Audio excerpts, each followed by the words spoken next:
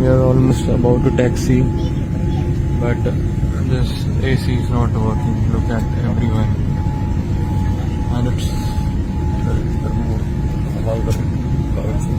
so many people. They are using these magazines.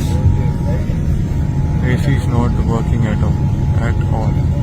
And as usual, your TV screens are also not working. Neither this button for calling the cabin crew. Nothing is working. Nothing. Not even the light is working.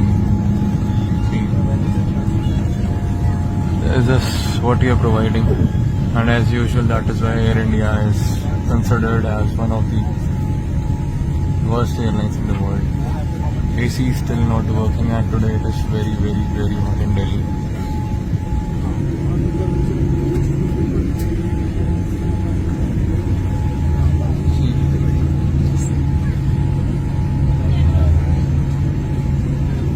And it's a Dreamliner 787.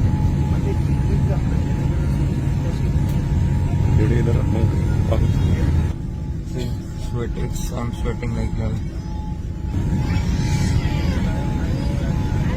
And we are here for the last 15 minutes, nothing happening. Remote isn't working, nothing is working. I don't know.